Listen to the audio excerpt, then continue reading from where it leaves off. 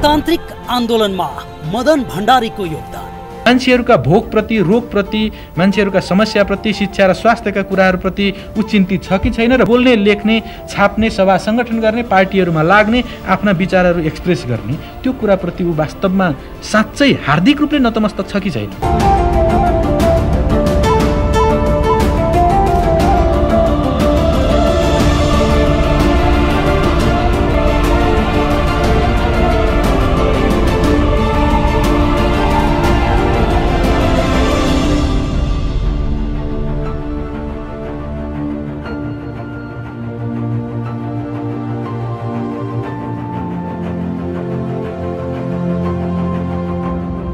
लोकतान्त्रिक आन्दोलनमा मदन भण्डारीको योगदान। नेपाली कांग्रेसमा एउटा हिन्दीमा भनाइ छ, ज्यान जाएगा घोडा नहीं खाएगा। अर्थ जेसुकै होस् तर कम्युनिस्टसँग मिल्नु हुँदैन भन्ने पुरानो धारणा, त्यो नयाँ धारणा होइन, नेपाली कांग्रेसको पुरानो धारणा थियो। त्यही धारणाले 7 सालको आन्दोलनको उपलब्धि टिकाउन सकिएन, 15 सालको निर्वाचनको परिणाम टिकाउन सकिएन, आन्दोलनका सहयात्रीमाथि प्रतिबन्ध लगाउने र प्रतिक्रियावादी प्रतिगामी शक्तिहरूसँग मिलेर लोकतन्त्र जोगाउँछु भन्ठान्ने एउटा भ्रान्त धारणा, त्यसका विरुद्ध पुष्पलालले प्रयास गर्नुभएको थियो। तर त्यस प्रयासलाई नेपाली कांग्रेसले स्वीकार्न सकिरहेको थिएन। मदन भण्डारीको नेतृत्व भएपछि त्यसलाई नेपाली कांग्रेसले स्वीकार्ने बिन्दुमा पुग्यो र 46 सालको आन्दोलन उहाँ महासचिव भएको 6 महिना पुरा हुँदा नहुँदा, त्यो 6 महिनाका बीचमै आन्दोलनको तयारी, संयुक्त मोर्चाको निर्माण, संयुक्त वाम मोर्चाको निर्माण आदि कुराहरू भइसकेका थियो र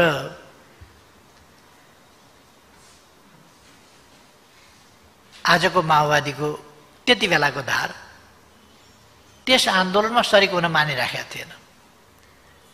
उसको विरोधका बावजुद पछि आन्दोलनमा उ लतारिँदै आयो र संयुक्त वाम मोर्चामा आएन, पछि लतारिँदै संयुक्त वाम मोर्चा वा त्यस अभियानमा सरिक हुन बाध्य भयो। अर्थात् जो चाहेको छैन, नचाहेर पनि त्यस आन्दोलनले नचाहनेहरूलाई पनि घिसारेर ल्यायो। राजनीतिमा कहिले कहिले कस्तो हुन्छ भने साना कुराले राजनीति भएन र स्वार्थ नीतिलाई केन्द्रभागमा राखियो भने साना कुराले कहाँबाट कहाँ पुर्याइदिन्छ। अहिले हामीले हेर्यौँ भने राष्ट्रिय जनमोर्चा एकजना उहाँहरूको प्रतिनिधि छ। त्यो एकजना प्रतिनिधिलाई कसरी मन्त्री बनाउन सकिन्छ? उहाँहरूको राजनीति त्यति हो, हामीसँग हुँदाखेरि पनि राजनीति त्यति हो, अहिले पनि राजनीति त्यति हो। त्यसका लागि उहाँहरू कहाँ पुग्नुभयो भन्दाखेरि यताबाट हुँदैन भनेदेखि काङ्ग्रेसलाई समर्थन गरेर काङ्ग्रेसको नेतृत्वमा सरकार बनाएर भए पनि मन्त्री हुने, अथवा अब उहाँहरूको राजनीति कहाँ पुग्यो भन्दा विचारको प्रश्न रहेन, वर्गीयताको प्रश्न रहेन, वर्गीय राजनीतिको प्रश्न रहेन, गन्तव्य र उद्देश्यका प्रश्नहरू रहेन। यो एक बारको जिन्दगी मन्त्री खाइहालिएन भने त पछि त गयो। त्यस राजनीतिमा उहाँहरू पुग्नुभयो र तपाईँ हामीले देखिरहेका छौँ। अरू केही मान्छेहरू अहिले हामी देखिरहेका छौँ विचार हरायो, उद्देश्य हराए, देशलाई कहाँ पुर्याउने हो त्यो कुरो बिर्सियो। समृद्ध नेपाल, सुखी नेपाली उहाँहरू उच्चारण पनि गर्नुहुन्न, जनताको ध्यान त्यता जान्छ, कार्यकर्ताको ध्यान त्यता जान्छ। कार्यकर्ता र जनताको ध्यान समृद्ध नेपाल, सुखी नेपालीतिर जान्छ, उद्देश्यतिर जान्छ, विचारतिर जान्छ, राजनीतितिर जान्छ, हाम्रा कर्तव्यहरूतिर जान्छ, हाम्रा अभिभारहरूतिर जान्छ। त्यसो भएपछि व्यक्तिगत स्वार्थ अहङ्कारहरू, महत्त्वाकांक्षाहरू र कुण्ठाहरूको व्यापार चल्दैन। जब मान्छे पोलिटिकलाइज हुन्छ त्यति बेला विचारमा चल्न थाल्छ, त्यति बेला त्यसो भएर विचारबाट मानिसलाई पृथक गर्ने र स्वार्थको भुमरीमा मान्छेलाई हाल्दिने यो प्रयास राजनीतिलाई गलत बाटोमा लानु पर्यो भने यी प्रयासहरू हुन्छन् र हुँदै हुँदै त्यो किनबेचमा पुग्छ, लोभ पाप देखाउने कुरामा पुग्छ। मान्छेलाई विचारले सहमत गराउने होइन, किनेर काम लगाउने। राजनीतिक नेता कार्यकर्ताहरू ज्यामी खेताला तराईतिर त जन भन्ने चलन थियो पहिले पहिले, त्यो जनको रूपमा परिणत गर्ने। मैले 7औं महाधिवेशनमा एउटा कुरा भनेको थिएँ कि त्यहाँ 7औं महाधिवेशनको दृश्य पनि के भयो भने धेरै प्रतिनिधिहरू विचारको होइन जनको रूपमा, त्यहाँ विचारका प्रतिनिधि होइन जनको रूपमा उपस्थित भएको लाग्थ्यो। त्यसकारण मैले भने ठेकदारले एउटा पोखरी खन्ने काम जिम्मा लिन्छ, ठेक्का लिन्छ र जनहरू लिएर आउँछ। उसले भन्छ यति फिट यता नाप, यति फिट यता नाप, यति फिट यता नाप। त्यो नाप्छन्, यति फिट गहिरो खाल्टो यस चौहद्दीभित्र खन। ती जनहरूले के का लागि सोध्दैनन्, कसको जमिन सोध्दैनन्, धनी पूर्जा कसको सोध्दैनन्। तपाईँलाई यो काम लगाउनेले, ठेक्का लगाउनेले कति दियो पैसा त्यो पनि सोध्दैनन्। उनीहरूलाई आफ्नो ज्यालासँग मतलब छ, अरू कुरासँग मतलब छैन। माछा पाल्न हो कि, भैँसीलाई आल खेलाउन हो कि, अथवा अर्थकै कुरा गर्न हो कि, के का लागि त्यो खाल्टो खनेको उनीहरूलाई मतलब हुँदैन। खाल्टो खन्देऊ, ज्याला पकाऊ, जनको तरिका। र मान्छेलाई, राजनीतिक कार्यकर्ताहरूलाई कार्यकर्ताबाट जनमा परिणत गरिदिने, कार्यकर्ताहरूलाई स्वार्थ विचार बोक्न लगाउने होइन, स्वार्थ बोक्न लगाइदिने, स्वार्थको वितरण गर्ने, विचारको सम्प्रेषण होइन।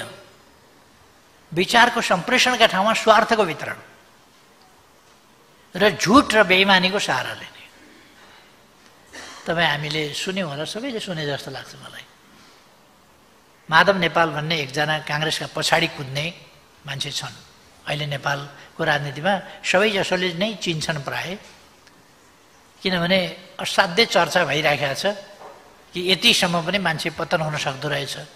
आफ्नो पार्टीको सरकार डाल्ने, प्रमुख प्रतिपक्षको नेतृत्वमा सरकार बनाउने, कम्युनिस्ट आन्दोलन सिद्ध्याउने, अर्कोतिर लागिसक्ने अनि नेकपा एमालेको वरिष्ठ नेता हुँ भनेर फेरि हिँड्ने। यस्तो लाज शरम पछिको मान्छेको चर्चा अलिकति मान्छेले सकारात्मक मात्रै होइन नकारात्मक हिसाबले पनि चर्चा त हुन्छ नि, मान्छेहरूले गर्छन् नि। गान्धीको मात्रै चर्चा हुँदैन, नाथुराम गोडसेको पनि चर्चा हुन्छ। आजकल नाथुराम गोडसेको अलिक बढी चर्चा हुने गरेको छ, किनभने नेपाली कङ्ग्रेस प्रचण्ड पथमा हिँडेपछि नेपाली कङ्ग्रेसका नेताहरू नै नाथुराम गोडसे खोजी गर्दा भेटिएन नाथुराम गोडसे भने आफै हुने भन्ने तहमा पुगेको भनेको प्रचण्ड पथ नै अँगालेको हो। यसै त अराजनीतिक अस्थिरताको खेती, देश कता जान्छ भन्ने कुराको मतलब छैन। त्यो कुरामा पुग्नु भनेको स्वाभाविक रूपमा यो प्रचण्ड पथ नै अँगालेको हो। प्रचण्ड पथ यति व्याप्त अहिले भइसक्यो, नेपाली कङ्ग्रेसले अँगालेपछि, त्यसलाई आफ्नो मार्गदर्शक सिद्धान्त कङ्ग्रेसले बनाएपछि अहिले प्रचण्ड पथ सुप्रिम कोर्टमा पनि चर्चा हुन्छ। फ्रान्स र बेलायतका राजाहरू किन काटिन्थे भन्दा अहिलेको राष्ट्रपति र प्रधानमन्त्रीले गरे जस्तै गर्दा रहेछन् र पो काटिँदो रहेछ। अथवा अहिलेका राष्ट्रपति र प्रधानमन्त्रीलाई पनि काट्नुपर्छ। यो कुरा त सर्वोच्च अदालतमा प्रचण्डका एकजना कार्यकर्ताले त सर्वोच्च अदालतमै भने। नेपाली कांग्रेसका कार्यकर्ताले नाथुराम गोडसे मै भन्छु अर्को ठाउँमा भने। आश्चर्य लाग्छ सर्वोच्च अदालतले हिंसालाई यस्तो दुरुत्साहन गर्ने वक्तव्य दिँदा रोक्ने काम गरेको पाइएन। यस्तो हिंसालाई दुरुत्साहन गर्ने काम अदालतमा गर्नुहुन्न। अथवा विद्वान अधिवक्ताजी तपाईँ आफ्नो वक्तव्य सम्हालेर राख्नुहोस् भनेर के न्यायमूर्तिहरूले त्यो सुझाव पनि राख्न सक्नुहुन्न र? तर अहिले मेरो विषय यो होइन, म यसमा गइरहन चाहन्न। झुटको राजनीति कसरी गर्छन्, गलत राजनीति कसरी गर्छन् भन्ने मात्रै मैले चर्चा गर्न खोजेको। झुटको राजनीति कसरी गर्छन् तपाईँहरूले 2-3 दिन अगाडिदेखि सुन्नुभयो होला। प्रधानमन्त्रीको प्रस्ताव मैले माधव नेपाल भन्ने व्यक्तिलाई राखेँ अरे। माधव नेपालले आफै भन्दै हिँडेका छन् मलाई प्रधानमन्त्रीको प्रस्ताव राखे तर म मान्दिनँ। म शेरबहादुर देउवाप्रति यति समर्पित छु, मेरो यति निष्ठा छ, म देशलाई धोका दिन्छु, पार्टीलाई धोका दिन्छु, जनतालाई धोका दिन्छु, पार्टीलाई ध्वस्त पार्ने मैले कसम खाएको छु, शेरबहादुर देउवालाई प्रधानमन्त्री बनाउने कसम खाएको छु, कम्युनिस्ट आन्दोलन ध्वस्त पार्ने कसम खाएको छु, यी सबै देशलाई, जनतालाई, पार्टीलाई सबैलाई धोका दिन्छु, तर शेरबहादुर देउवालाई धोका दिन्छु। त्यो उनको राजनीति हो। उनी शेरबहादुर देउवाको पार्टी नै जोइन गर्न पनि सक्छन्, कार्यकर्ता भएर हिँडेकै छन्। प्रचण्डको पार्टी त उनलाई जोइन गर्नु नै छ अन्तमा। त्यो त उनको गन्तव्य नै त्यही हो, हुने नै त्यही हो।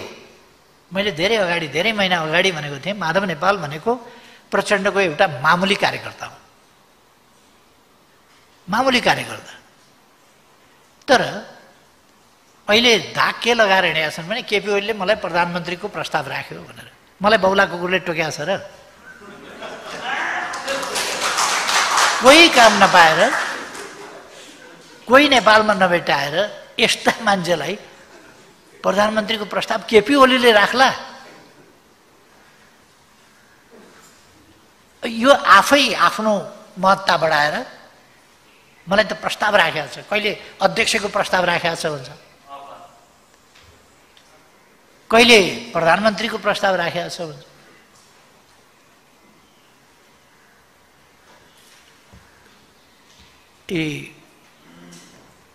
एक ढङ्गले भन्यो भने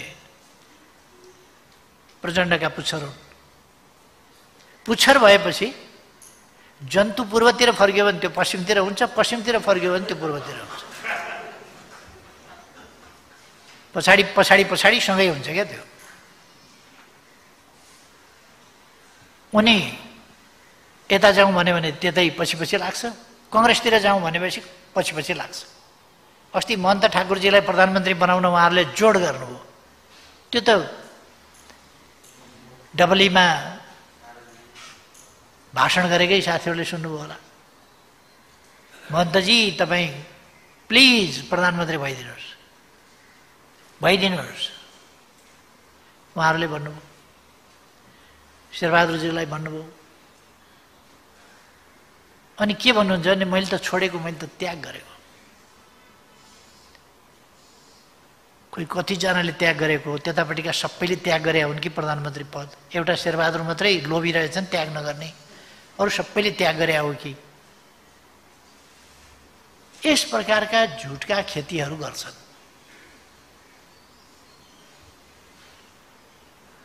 मदन भण्डारीको school of thought, way of thinking यस्तो झुटको बेइमानीको वे अफ थिङ्किङ होइन, सच्चाइको।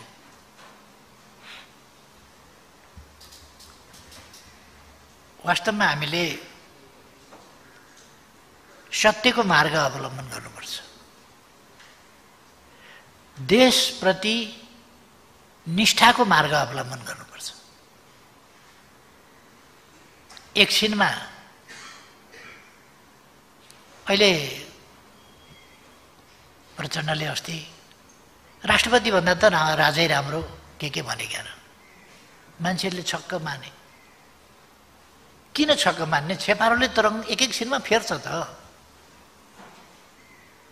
खैरो खैरो मुढामा गयो भने खैरो खैरो खालको रङ बनाउँछ, अर्को खालको हरियो हरियोमा गयो भने हरियो हरियो रङ बनाउँछ, अलिक कालो बोक्रो भएका ठाउँमा पुग्यो भने त्यहाँ कालो कालो बनाउँछ। छेपाराले रङ फेर्छ त। कहिले कम्फर्टेबल सरकार बनाइदिन्छु भन्छ, कहिले यस्तो हुँदाखेरि पनि हाम्रा लोकतान्त्रिक छिमेकी के हेरेर बसिया छन्, किन हस्तक्षेप गर्दैनन् भन्छ, कहिले गणतन्त्र ल्याउने मै हुँ भन्छ, कहिले गणतन्त्र काम लाग्दैन, गणतन्त्र भन्दा त राजतन्त्रै राम्रो भन्न पुग्छ, कहिले यो राष्ट्रपति भन्ने संस्था भन्दा त राजै ठिक भन्न पनि पुग्छ। यो कुन सा ठुलो कुरा हो प्रचण्डलाई? कहिले विदेशबाट हतियार ल्याएर नेपाली जनताको नरसंहार गर्छ,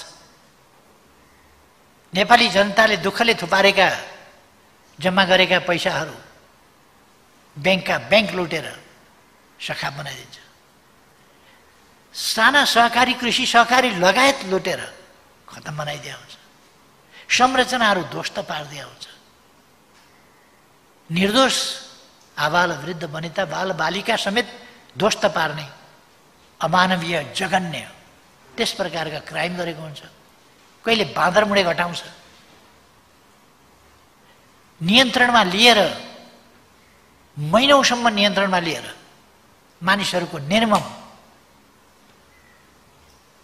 र त्यस प्रकारका जघन्य अपराधहरू गर्छ।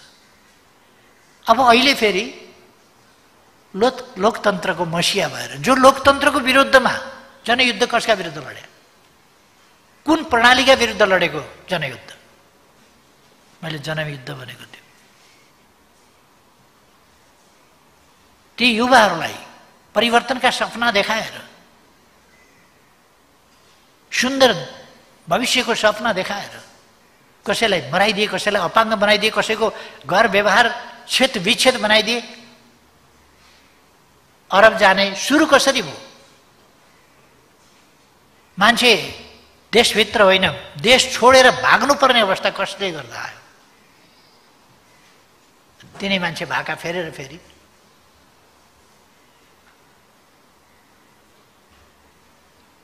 अनि बोलेपछि मान्छेले यसो बोले नि भने, त्यो त त्यस्तै हो। नील वर्ण सङ्गाल कथा भन्छ। एउटा नीलो वर्णको एउटा रङ्गाउने त्यो डाइङ टबमा चाहिँ एउटा स्याल झुकिएर पानी खान गएको, त्यसैमा परेछ। त्यसपछि ऊ निलो भयो, निलो रङबाट रङ्गियो र निलो भयो। अनि जङ्गलतिर फर्किएपछि के हो यस्तो? यो त निलो छ, यस्तो निलो जनावर त यस प्रकारको देखाएको थिएन भनेपछि म विशेष प्रकारको जनावर हुँ, यहाँ हुँ त्यहाँ हुँ, धेरै गफ दियो उसले। बाघहरूको हुलमा पुगेछ, ए के आयो, को यो भने म जङ्गलको राजा हुँ, नील वर्णको म मात्रै एउटा यस्तो जीव हुँ, मभन्दा श्रेष्ठ कोही छैन, म नील वर्ण।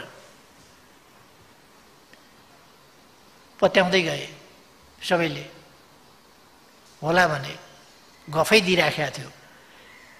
तर अलिकति साँझ परेपछि अलिक पर स्याल कराएछ। अलिक पर स्याल कराएपछि त्यो नीलवर्ण भएको स्याल पनि ठाडोघाँटी लाएर कराउन थाल्यो। स्यालको एउटा धर्म के हुन्छ भने एउटा स्याल कराएपछि अर्को नकराइ हुँदैन। अनि त्यो स्याल पनि ठाडोघाँटी लगायो, हु हु गर्न थालेपछि बाघले झप्पु दिएर यलीलाई समाप्त पार्यो। बोलेपछि बोलीबाट चिनिन्छ, नबोल्दासम्म त कसरी चिन्ने? बोलेपछि चिनिन्छ। तर आज बोल्छ एउटा कुरा, नेपाली जनताले अलिक बिर्सिएको देख्दा चाहिँ मलाई छक्क लाग्छ, बिर्सिनु नहुने। अर्को कुरा, म बौद्धिक जगतलाई आग्रह गर्न चाहन्छु, क्षणिक आवेश उत्तेजना अथवा हाम्रो बौद्धिकता, हाम्रो ज्ञान, हाम्रो सिप, हाम्रो नलेज, हाम्रो प्रतिबद्धता देशप्रति हुनुपर्छ, जनताप्रति हुनुपर्छ, हाम्रा भावी सन्ततिको भविष्यप्रति हुनुपर्छ। लहै लहैमा हामी बग्नु हुँदैन। हामी लहैलहीमा बग्ने होइन। हामी देश र जनताप्रति उत्तरदायी भएर आफ्ना अभिव्यक्तिहरू दिनुपर्छ, देशको सुन्दर भविष्यका लागि दिनुपर्छ र इमान्दारिताका साथ काम गर्नुपर्छ। अब मदन भण्डारीको सोच भनेको वैयक्तिक संकीर्ण तात्कालिक स्वार्थहरूको व्यापार गरेर हिँड्ने होइन, दीर्घकालीन रूपमा देश र जनताको भलो गर्ने, देशमा मेलमिलाप होस्, शान्ति होस्, देशमा सुशासन र विकास होस्। अहिलेको परिस्थिति कस्तो छ? नेपालका राजनीतिक शक्तिलाई हेर्नुभयो भने अहङ्कार, दम्भ, असन्तुष्टि, छटपटाहट, त्यो छटपटाहट तपाईँ देख्न सक्नुहुन्छ। कोभिडको यत्रो महामारी छ, सरकारले निषेधाज्ञा जारी गरेको छ। नेपाली कांग्रेस जस्तो पार्टी आफ्नै नेतृत्वमा अहिले के भयो, के बित्यो र आन्दोलनमा उत्रिनु पर्यो? के का विरुद्ध आन्दोलन? ताज्जुब नि, आन्दोलनको पनि त एउटा कारण हुन्छ नि। के का विरुद्ध? सरकारले विकास निर्माण गर्यो त्यसकारण, दार्चुलामा बाटो खन्दैछ त्यसकारण, महाकालीमा पुल बनाउँदैछ त्यसकारण, दैजीमा औद्योगिक क्षेत्र बनायो त्यसकारण, अथवा पूर्व पश्चिम राजमार्ग बनायो त्यसकारण, हजारौंको संख्यामा पुल बनायो त्यसकारण, ट्विन विस्थापन गरेर झोलुङ्गे पुल बनायो त्यसकारण। अचानक महामारी आयो तर केही ठाउँमा नपुग्न सक्या होला, तर आम रूपमा अनलाइन शिक्षा सुरु गर्यो। यस्तो महामारी आयो अचानक, तर सम्पन्न देशहरूभन्दा पछि छैन नेपाल। त्यसअनुसार तत्कालबाट पहिलो स्वाब टेस्ट हामीले हङकङ पठाएर गरेका थियौँ। आज देशभित्रै पर्याप्त स्वाब टेस्ट हामी गर्न सक्छौँ, पिसिआर टेस्ट गर्न सक्छौँ। त्यो निःशुल्क गरेका छौँ हामीले। धनी देशहरूले निःशुल्क परीक्षण गरेका छैनन्, धेरै धनीहरूले निःशुल्क परीक्षण गरेका छैनन्। इन्सुरेन्सले कभर गरेको होला कतिपय ठाउँमा, त्यसबाहेक गरेका छैन। तर हामीले जहाँ इन्सुरेन्स भर्खर हामी सुरु गर्दैछौँ, हेल्थ इन्सुरेन्स, त्यस ठाउँमा हामीले त निःशुल्क परीक्षण, निःशुल्क उपचार, अब खोप ल्याउन थालेका छौँ। हामीले अस्तिदेखि खोप ल्यायौँ। हामी खोप उत्पादक होइनौँ, तर खोप उत्पादक नहुँदै पनि एसियामा खोप उत्पादक भारतभन्दा पछि हामी दोस्रो हौँ भ्याक्सिन सुरु गर्ने, र हामीले धेरै अगाडि बढाएका छौँ। हामी कहाँ भ्याक्सिनको अलिकति केही प्राविधिक कुराहरू होलान्। हामीले जसरी पाउने सोचेका थियौँ, हामीले पैसा पेमेन्ट गरिसकेको, तिरिसकेको पनि हामीले खोप पाउन सकेका छैनौँ। त्यो खालको असहज परिस्थिति त छ, अप्ठ्याराहरू त छन्, तर हामी खोप त विभिन्नतिर कुरा गरेर ल्याइराखेका छौँ र खोपको कमी हुँदैन। लगभग यस वर्षभित्र भनेको अङ्ग्रेजीको यो वर्ष सन् 2021 भित्र मूल रूपमा चाहिँ हामी खोप लगाइसक्छौँ। मूल रूपमा अलिकति छिटपुट बाँकी रहला, किनभने हामी जतिसुकै छिटो गरे पनि, जस्तो चीनले अहिले पनि खोप लगाइराखेको छ, त्यो खोप भनेको चाहिँ त्यो खुरुखुरु लगाइहाल्न एकैछिनमा सकिने कुरा होइन। त्यसको सर्कल पनि हुन्छ, फेरि त्यसका लागि खोप उत्पादन पनि गर्नु पर्यो। एकैचोटि ल्याएर स्टोर गर्न सकिँदैन, फेरि त्यो डेट एक्सपायर हुन्छ, त्यसलाई उपयुक्त वातावरणमा राख्नुपर्छ। यी सबै पक्षहरू छन्। त्यसकारण लिमिट उत्पादन हुन्छ, लिमिट सप्लाई हुन्छ, लिमिट हाम्रो सामर्थ्य छ खोप दिने पनि। यो सबै कुराले हामी गर्छौँ। अनि यस्तो अवस्थामा सबै मिलेर एकजुट भएर राष्ट्रका समस्या समाधान गर्दै लोकतान्त्रिक अभ्यासबाट अगाडि बढ्नुपर्ने ठाउँमा लोकतान्त्रिक अभ्यासमा नजाने, संसदलाई पङ्गु बनाउने, जनतामा जान नदिने, जनतामा जाने अलोकतान्त्रिक कुरा भयो। जनतामा जानु, जनताले आवधिक मूल्याङ्कन गर्ने र ताजा जनादेश दिने कुरा चाहिँ प्रतिगमन भयो भन्नु जस्तो हास्यास्पद कुरा के हुन्छ? अलोकतान्त्रिक कुरा के हुन्छ? राजनीतिलाई जनताका बीचमा लान नदिने, राजनीतिलाई संसदबाट जो जनप्रतिनिधिको सर्वोच्च संस्था हो त्यहाँबाट निरूपण गर्न नदिने, त्यहाँ निरूपण गर्न नसक्ने, अदालतमा मलाई प्रधानमन्त्री बनाइ पाऊँ भन्ने। अनि लोकतान्त्रिक विधिबाट हो र सरकार ल्याउने कहाँबाट भन्दा अदालतबाट मुद्दा लडेर। दुनियाँमा मुद्दा लडेर सरकार आउने, अदालतबाट मुद्दा प्रधानमन्त्री छानिने सुन्नुभएको छ कहीँ? नेपालमा त्यो अभ्यास गर्न खोजिएको छ। जनताका बीचमा जान नहुने प्रतिक्रमण हुन्छ। अनावश्यक संस्थाहरूलाई राजनीतिमा संलग्न गराउने र शक्ति पृथकीकरणको सिद्धान्तको व्यवहार त धज्जी उडाउने कति उपयुक्त हुन्छ। यसका लागि, यसमा दबाब दिन, अदालतलाई दबाब दिनका लागि आन्दोलन गर्ने, लोकतान्त्रिक शक्तिहरूका लागि स्वतन्त्र न्यायालयको फैसला आफ्नो पक्षमा पार्नका लागि दबाब दिन आन्दोलन गर्ने, कोभिडका बेला निषेधाज्ञा तोडेर राजनीतिक दलहरू, कानुनको राजमा राजनीतिक दलहरूले के उहाँहरूको आन्दोलन रोक्नका लागि निषेधाज्ञा जारी भएको हो र? कोभिड नियन्त्रण गर्नका लागि होइन। कोभिड हामीले नियन्त्रण गर्दै लगेका छैनौँ। प्रतिदिन 9,000 भन्दा बढी सङ्क्रमित हुने ठाउँमा अहिले हामीले 1,000 को आसपासमा ल्याइसकेका छौँ। अनि यो सङ्ख्या घटाएको छैन, मृत्युदर घटाएका छैनौँ हामीले। लगभग 1,000 चाहन्छन् सङ्क्रमित छ भने 3,000 चाहन्छन् निको हुनेको सङ्ख्या छ।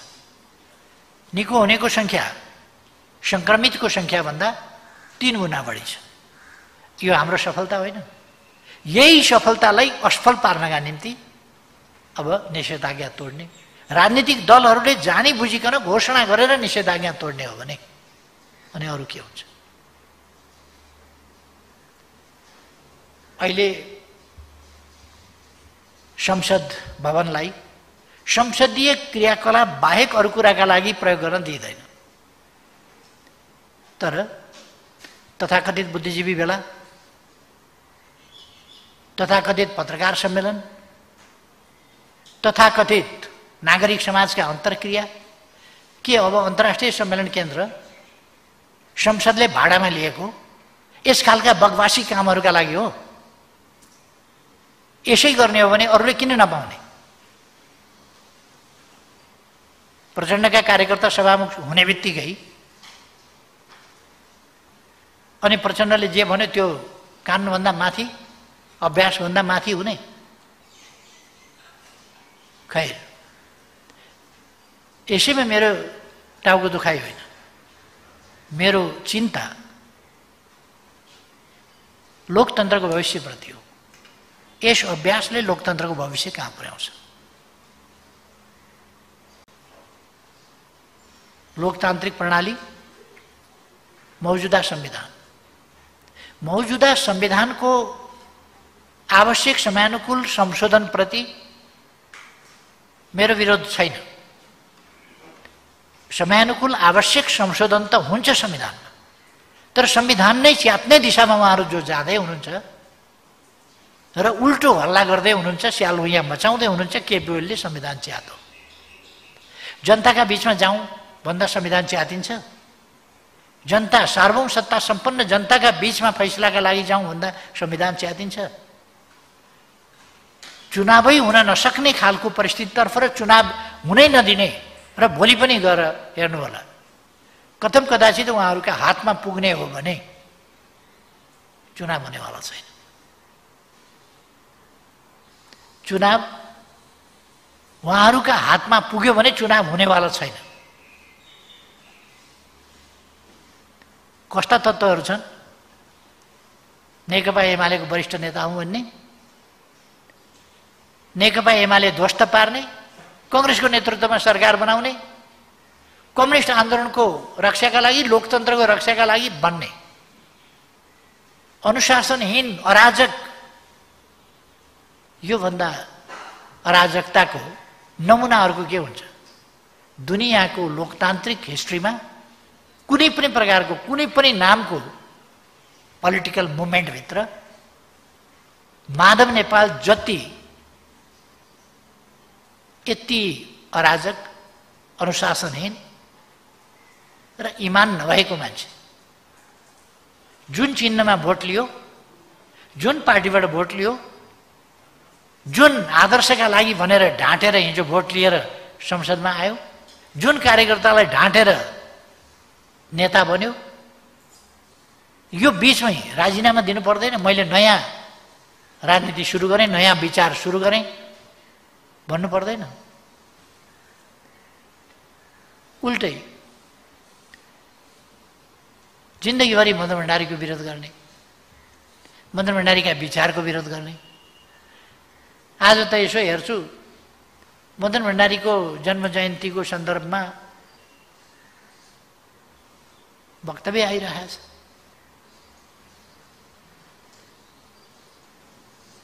बेशरमको पनि हद हुन्छ। त्यही पार्टी ध्वस्त पार्न खोज्ने, मदन भण्डारीका विचार समाप्त पार्न खोज्ने।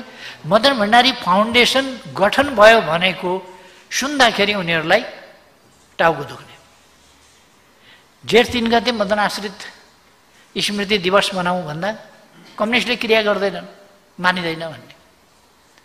14 गते जन्मदिन मनाउन त भन्दा जन्मदिनको के अर्थ छ? जन्मिँदा त एउटा बच्चा जन्मिने हो, त्यो बच्चाले के गरे हुन्छ? जन्मदिन किन मनाउने? पछि ठुलो भएपछि मदन भण्डारीले योगदान गरे होला, जन्मिँदा के योगदान थियो र जन्मदिन मनाउने भन्ने तर्क गर्ने। अनि जब केही साथीहरूले पार्टीको यो रवैया भएन, माधव कुमार नेतृत्वको एमाले त मदन भण्डारीलाई पनि बिर्साउन खोजिरहेको छ। मदन भण्डारीको नाम लिनु हुँदैन। तपाईहरूले यो 63 सालतिरको होला,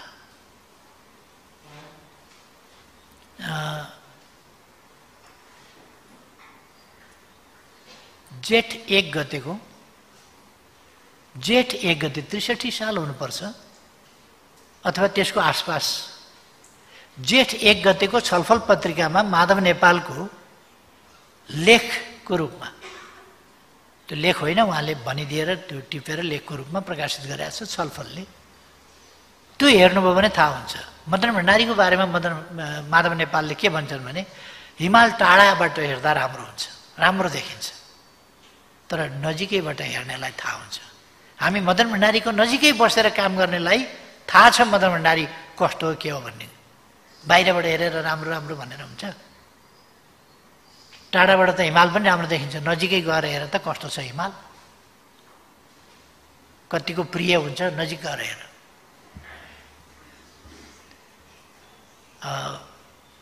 उहाँको त्यो बनाइदियो।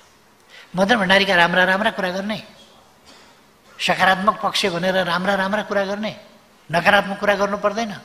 खोइ मदन भण्डारीका नकारात्मक कुराको चर्चा, मदन भण्डारीका कमी कमजोरीको चर्चा खोइ, खालि यो विचार त्यो विचार भनेको छ। यो कुरा उहाँले आफ्नो बनाइमा 3 गते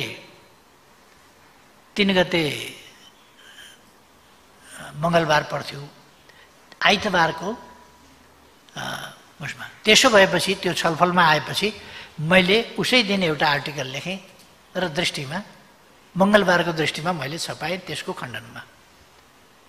त्यो छलफल र दृष्टि हेर्नुभयो हुन्छ साथीहरूले। त्यसै बेलादेखि माधव नेपालको के थियो र हाम्रो के थियो दृष्टिकोण भन्ने कुरा थाहा पाउनुहुन्छ। पार्टीभित्रै एउटा ठुलो सङ्घर्ष थियो। मदन भण्डारी भनेको टाढाबाट हेर्दा हिमाल राम्रो भए जस्तो मात्रै हो, वास्तवमा ठिक होइन भन्ने माधव नेपालको भनाइ। र मदन भण्डारीका राम्रा कुराहरूको चर्चा गर्ने यो तरिका ठिक होइन, नराम्रा कुराको पनि चर्चा हुनुपर्छ, मदन भण्डारीका नराम्रा कुराको खोजी हुनुपर्छ। उहाँको भनाइ पनि त्यही छ, खोजी हुनुपर्छ। के नराम्रा कुराको खोजी गरेर प्रचार गर्नुपर्ने हो माधव नेपाललाई खुसी पार्न? माधव नेपाललाई उहाँको कानमा उहाँको प्रशंसा भजनको चिनी हालिदिएको मनपर्छ, अरूको केही कुरा मन पर्दैन। कसैले चिनी हालेन भने उहाँ चिनी जहाँ हाल्नु, बरु शेरबहादुर कहाँ पुग्नुहुन्छ खाना चिनी हाली माग्न। तर उहाँ जहाँ चिनी कानमा हाल्ने मान्छे भेटिन्छ त्यहीँ कुद्नुहुन्छ। प्रचण्डका पछाडि किन कुद्नुभयो उहाँ? प्रचण्डले कानमा चिनी हालिदिने भएको हुनाले। प्रचण्डलाई के छ, देश बनाउनु छैन, आन्दोलन बनाउनु छैन, केही छैन। त्यत्रो वितण्डा गरेर, यही देशमा वितण्डा गरेर लोकतन्त्रका विरुद्ध लडेर आएको होइन। हामीले बडो मुस्किलले हतियार बिसाउन लगाएको होइन। अनि तानाशाही ल्याउँछु लाद्छु भनेको होइन। आफू सरकारमा हुँदा, प्रधानमन्त्री हुँदा बेलिभोलेन्ट डिक्टेटर चाहिएको छ नेपालमा, अथवा नेपालमा डिक्टेटर चाहियो। बेनिभोलेन्ट भनेको आफू भयो भने बेनिभोलेन्ट, अर्को भयो भने गैर बेनिभोलेन्ट, तर डिक्टेटर चाहियो।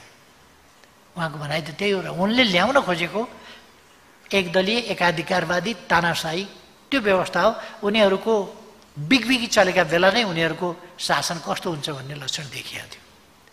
कम्युनिस्टका नाउँमा यस प्रकारका विकृत, जनविरोधी, देशद्रोही खालका क्रियाकलाप जननेता मदन भण्डारीले अगाडि सार्नु भएको जनताको बहुदलीयसँग, जनवादसँग किञ्चित मेल नखाने मात्रै होइन, यी विपरीत कुरा हुन्। त्यसकारण यस्ता तत्त्वहरूले या विचारहीन तत्त्वहरूले, उद्देश्यहीन आदर्शहीन तत्त्वहरूले मदन भण्डारीका विचारको विरोध गर्नको कारण त्यही हो।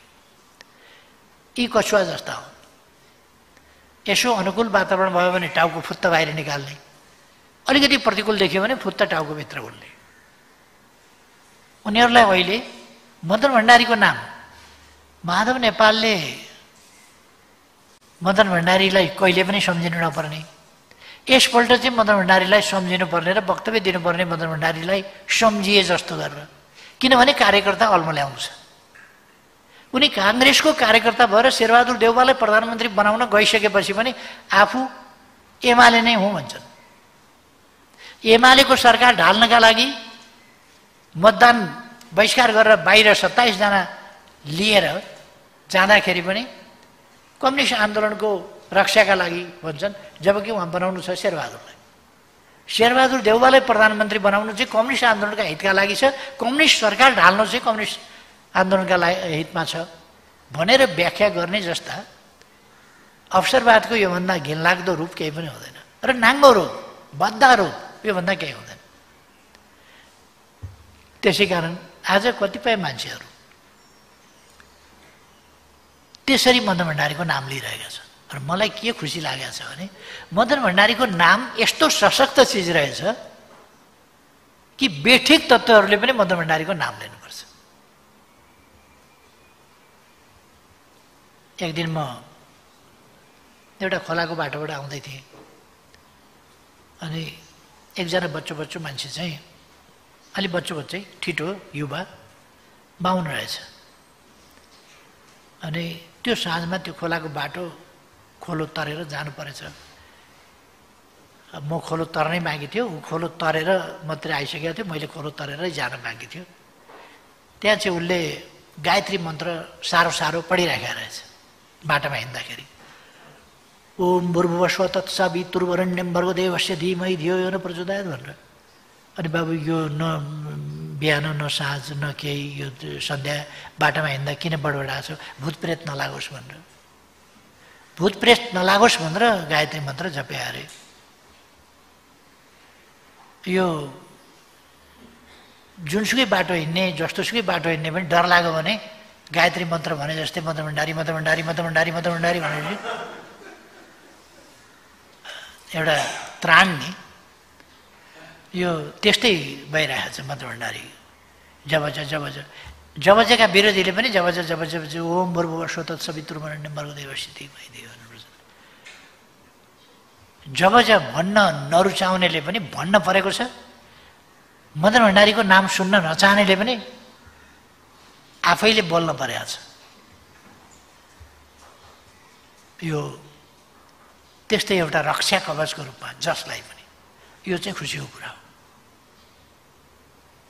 विरोधीले पनि यसको दम, मदन भण्डारीको विचारको दम, जनताको बहुदलीय जनवादको दम चाहिँ विरोधीले पनि बुझेका छन्।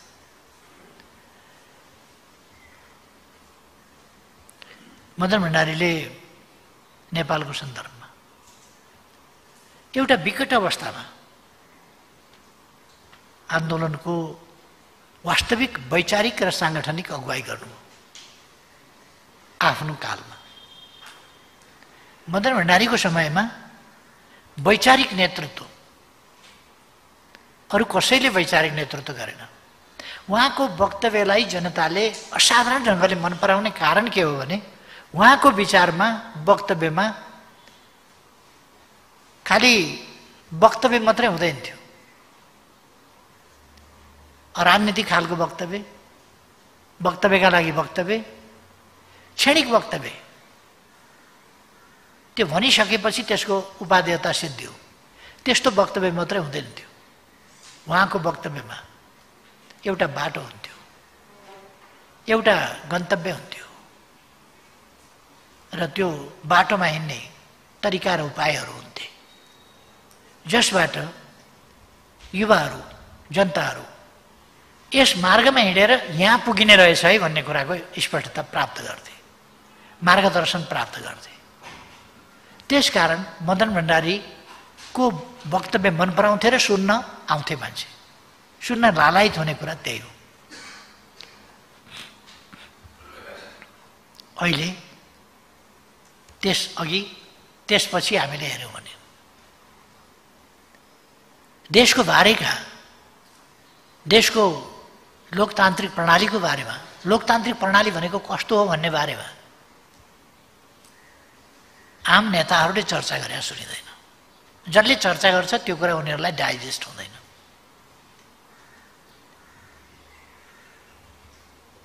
मदन भण्डारीको विचारमा स्पष्ट थियो, सिद्धान्तका नाउँमा, सिद्धान्तवादिताका नाउँमा, उद्देश्य र उद्देश्य केन्द्रित राजनीतिको नाममा उहाँ अजीब, निर्जीव त्यस्तो सिद्धान्त जसलाई जडसूत्रका रूपमा बुझेर सिद्धान्तका नाउँमा सेक्रिफाइस हुने कुरालाई उहाँले उपयुक्त होइन भन्नुहुन्थ्यो।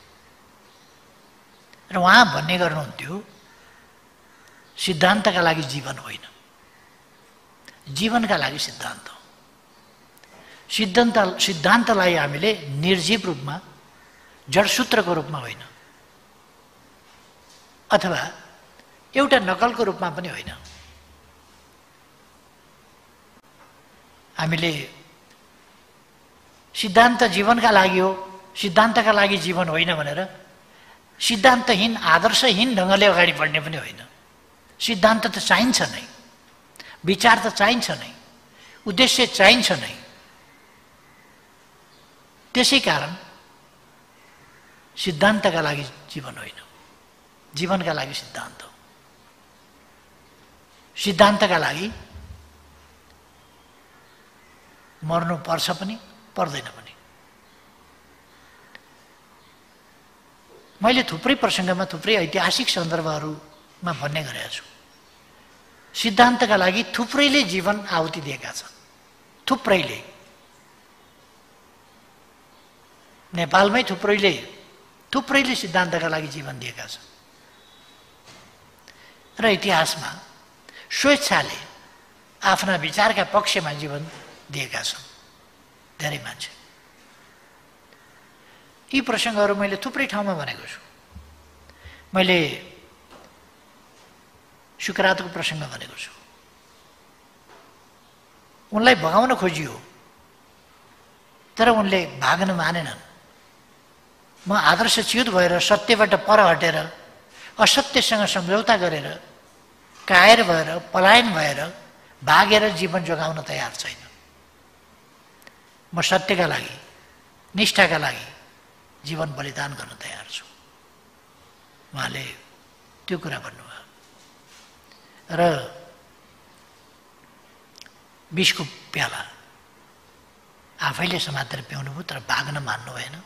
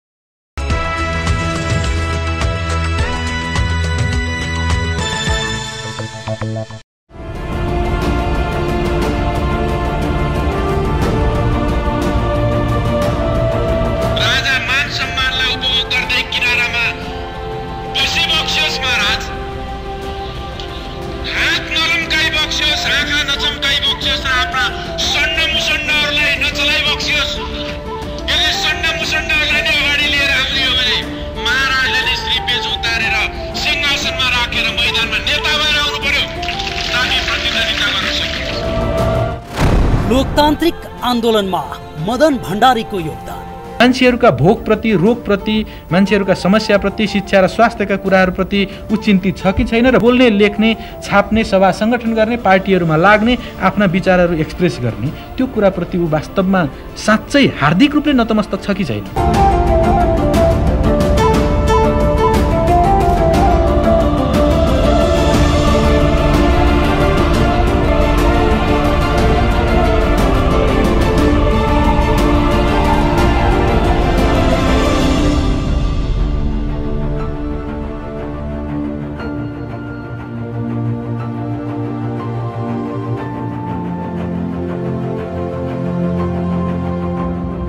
लोकतान्त्रिक आन्दोलनमा मदन भण्डारीको योगदान।